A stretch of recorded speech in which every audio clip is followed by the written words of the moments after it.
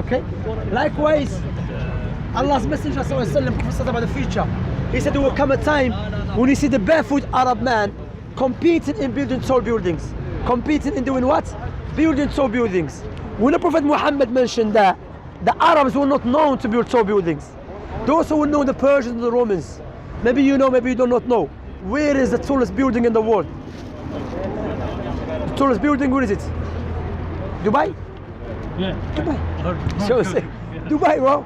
Now Saudi competing. The Messenger of Allah, when he prophesied about something, there was no any indication to indicate that will happen. Likewise, Allah prophesied in the Quran that he said to Prophet Muhammad that, "Oh Muhammad, you're going to convey the message, and you'll not be killed or die, you'll not die and be killed until you establish your message." Let's understand this verse carefully and analyze it.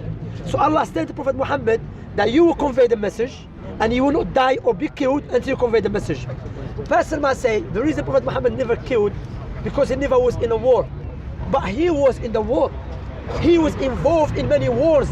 He was involved in the places that if someone was involved in it to be killed, is that enough? No. They tried to poison him. Did he die? No. And his friend who ate from the same food, he died. Because the poison that woman put in that food, it was specific to kill someone. His companion died, Prophet Muhammad not died. After they tried to put magic on him, did he die? No. What happened? When he conveyed the message, Allah sent down a verse that Islam has been completed. Prophet Muhammad said, I have conveyed the message, death came to him. 23 years. Engaging himself in a battles. Engaging himself in a very dangerous places. And what happened? Allah saved him. That is a prophecy. Because this prophecy is so powerful. It's not like, imagine, what's your name? Carson. Yeah, Shamsi, nice to meet you, Carson, yeah? Imagine Carson said, you know what? God told me you're going to convey the message and you will not die or killed. So what I do, meaning until I convey the message, why do I stay at home all the time, hiding? You say, yeah, you're hiding. Come into the war and we'll see if this prophecy will happen. You'll be killed. Allah is a clear cut, a powerful prophecy. Allah mentioned the Quran. Allah mentioned the Quran likewise. This Quran, which Allah revealed to Prophet Muhammad, Allah made it easy for people to memorize it. Okay? So, is there any book that you know? Listen to this question here. I ask many people, maybe you know. Is there any book that you know? It has been memorized by 100 million of people who doesn't know speak the language of the book.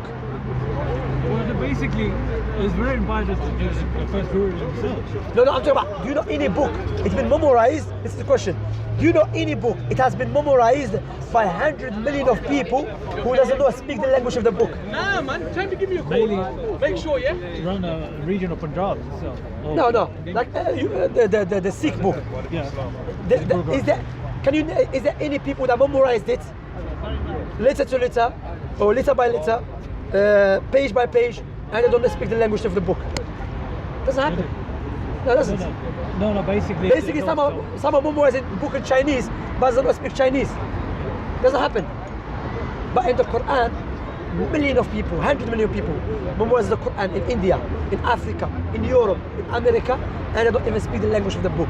Allah mentioned that 1400 days ago. And Allah subhanahu wa ta'ala aided his prophets. Okay? So I'm saying, you cannot establish Quran to be a prophet of God. And you and I were talking about God. Correct? And you believe, from the Quranic belief, which clearly show you he was not a prophet of God. I hope you're not taking it personal, okay? You see this because we're talking about the Creator. Because one day we're going to die and stand before the Creator. None of the prophets and messengers came because what you believe, everything is a Creator. Correct? If this everything is a Creator, then you believe whatever, you believe, correct me if I'm wrong, yeah? You believe everything is God. Yes, we believe the ultimate is then ultimate, like the existence is God. There's nothing really except God, correct? That is not the teaching of Abraham. That's not the teaching of Moses.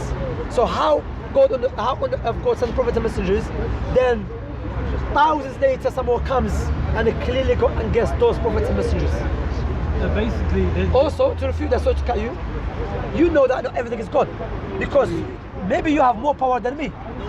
So we're not God. If everything is God, we should have what? Same characteristics. But the fire will have same characteristics, therefore not everything is God. there's a lot of differences between like you like Islam, especially like Abrahamic religions. They believe like you got to be circumcised. You got to believe that there's heaven. That's branches. We don't believe in that. No, but let's stick with the foundation, because we can establish the prophets and messengers that came from Ibrahim, or Abraham and his prophets and messengers. They have a proof, clear-cut proof they are prophets of God. But you cannot establish Guru Nanak to be prophets of God. You just believe. It came by the divine light from the Lord. But how do you know that? It says in Guru Granth Sahib. Yeah, but in a Christian it says many things. In Islam it says many things, but I don't believe it. You have to establish a proof. God, okay, let me make it clear to you. If you are a king and you're going to send your ambassador to a different country, we do not give him a criteria to differentiate him from the rest of the people, in order for the other kings to know he's an ambassador. This one is also the highest. Well, you can't say it, but if the ambassador has the truth. No, but how? I'm saying, how do you know he's your ambassador?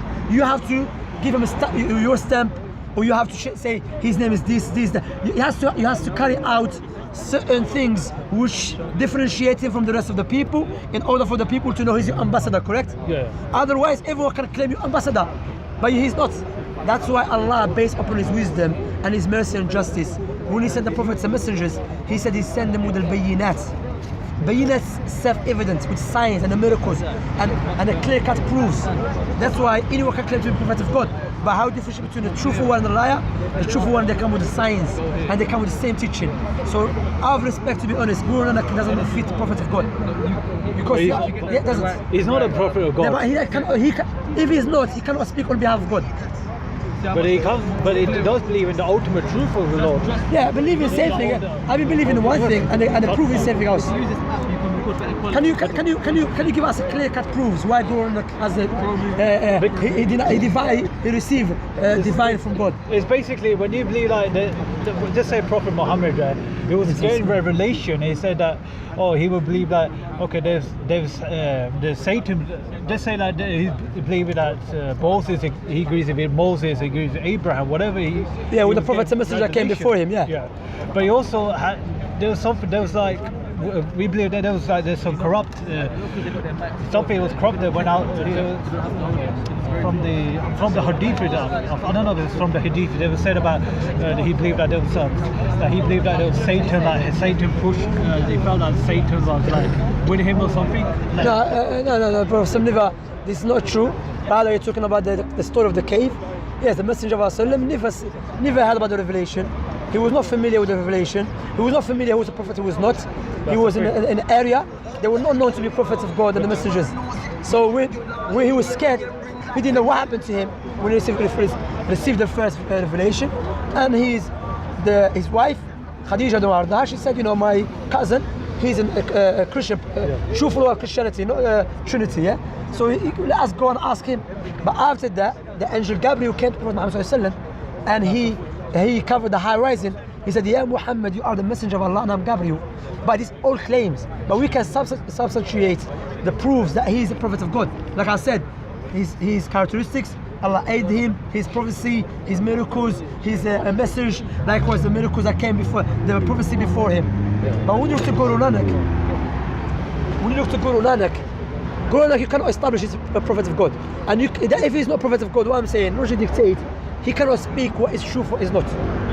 Maybe he can guess opinion, but he cannot dictate to people what is the absolute truth, because the absolute truth comes from the Creator. And also, none of the prophets and messengers, historically speaking, believed what Guru Nanak believed. But he didn't believe the world was flat. Like in your religion, you believe that the world itself is not a sphere made. The globe is not made in sphere, but it's all flat. To be honest, this is different thing. The earth is flat, because why? The foundation is, first of all, let's clarify that. Of course, the scientists say the earth is round and so on. That's a completely different thing. Even some scholars mention that in the Quran doesn't mention explicitly the earth is flat. Rather, Allah mentioned that He stretched out the earth for us. Stretched it out. You see what I'm saying? Yeah. And that's what happened exactly. If I walk from here to Kilburn, I'm not going to walk like this. I'm going to walk straight, correct? Yeah. So that's what I mean the verse, okay? So my point is, let us go back to the main point. Okay. That the foundation that Quran came with is not the foundation of the prophets and messengers. Allah said in the Quran that the prophets and messengers came with the same teaching, worship God alone. Okay? So Quran, he's teaching that everything doesn't really exist except God, none of the prophets and messengers. That is enough for you to be honest, to reflect upon it. Because we have, alhamdulillah, one brother, he was Sikh and he became Muslim, he's there. Alhamdulillah, he became Muslim. Okay? So you should think about it, because what I see Sikhism is more like a culture, it's not even a religion. It's not really a culture. That's but if you cannot prove it's a belief, it's a true belief of the Creator, okay, you know you should worship the Creator, correct? Yeah. But many times it says in the Quran, they say that, oh, you need to be fair from God. You need to be fair. Loads of times. You need to be fair or fear? You need fear, to fear. Yeah, like, fear God, love God. Yeah, you love God, but you said you have to like get scared from God. It says so many times. No, that's true. Allah subhanahu wa ta'ala, when he mentioned be scared of Allah, doesn't mean be scared of him just like that. No, Allah subhanahu wa ta'ala said fear Allah subhanahu wa ta'ala means fear his punishment. But Allah subhanahu wa ta'ala mentioned to love him subhanahu wa ta'ala. Now Allah subhanahu wa ta'ala told us, if you want Allah to love you, you have to follow Prophet Muhammad sallallahu alaihi wasallam. Okay? That's a condition. Okay. Allah is merciful. Allah subhanahu wa ta'ala said, Inna rahmati wasi'at kulla shay. My mercy has encompasses everything. You see? So Allah subhanahu wa ta'ala always, the reason Allah always threatens us, because from human nature, we like to be disobedient. You see? You know, we like to go do bad things. So Allah showed us that stay away from that. Follow God's teaching. What I was going to say, you know and I know, we should worship the Creator, correct? Yeah. The only one. There's one Creator. But the question, what is the correct way to worship Him? The way of going on, like, you cannot establish His way is from the Creator. The thing is, when you, it's like what he was saying about, you can't really describe, like, because it's totally unlimited, or like it's totally infinite, like, you can't even describe. That's why it says in the Bani, like in the your books. Yeah. That's the scripture, like you say in the Surah. It's basically. Okay, خلاص. Oh, just a few minutes. I'll come and move. Yeah. It's basically just it describes about what God is, but it can't be described because the message is so powerful that you don't even know it until you experience it. But is that the teaching of the prophets and messengers before? Because we can establish. Okay. I already established Prophet Muhammad to be true prophets because I mentioned many prophecies that is occurring right now. Also, the prophecy that I'm speaking about, India soon is going to split up. That's not prophecy. That's not India is going to split up, okay, because you see the civil war, you thinking, okay, you analyze issues and that. I'm talking with Prophet Muhammad, like the prophecy in the Quran. The prophecy in the Quran that Allah clearly expresses to Prophet Muhammad, you will not die or you'll be killed until you convey the message. And I said, do you know why this is a powerful prophecy? Because Prophet Muhammad was not staying, he was not staying at home, and he says, you know what? Because there's a prophecy. No, he was involved and engaged in a battlefield, and Allah saved him. They tried to poison him, Allah saved him. They tried to magic him, Allah saved him. And until what? He said, you know, I've established Islam is completed, I've conveyed the message, I want to be with the highest one. And also, the prophets and messengers prophesied about him. But when you see this criteria, does it not fit Guru Nanak? Well, it fits in the way, like, they would say that, it says it clearly in the Mool Mantra, that's the beginning of Japji, that's the beginning of the holy book, the Guru Granth Sahib Ji. It says about, it says like, to believe in one creator, believe in the whole true name of the creator, believe that the universe has been created by one true creator. And then it says about without fear, without hate. So without fear, I mean, loads of times it says about in your book. That's his claim. That's what I'm saying. You cannot prove. What I'm saying, Guru Nanak speaking about God. Yeah. Where do you get that information from? We get it from the divine.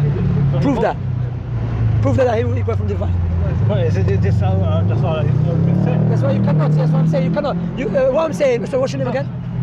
Castle. Castle. Yeah. Castle. What I'm saying. You cannot go to a Muslim or Christian and say, you know what, I believe we have the truth because Quran said it. Not just you, say it applied to me. I cannot come to you and say, you know what, Prophet Muhammad said I believe it. No, what I have to do, logic dictate, establish Muhammad as the true prophet.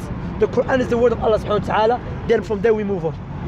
And the fact that we can establish Muhammad as a true prophet, because as I mentioned, when you look at the criteria, I was speaking to the Christians. The Christians likewise have no criteria for true prophet because they believe prophet can be a liar, be adulterer, murderer. You see what I'm saying? They can't even believe, even the God they believe in, he was influenced by Satan. We don't believe that. Okay? So I'm saying when you look to Prophet Muhammad the characteristics of a true prophet, his characteristics first, the miracles, the prophecies, and Allah will aid him, and also what do you call it, his teaching, where he came with. All of them same thing as Abraham, Moses, Jacob, Noah, and all of them claim to be a prophet of God. Prophet claim to be a prophet of God. So logic dictates, listen to this, I will leave you with this, think about it deeply.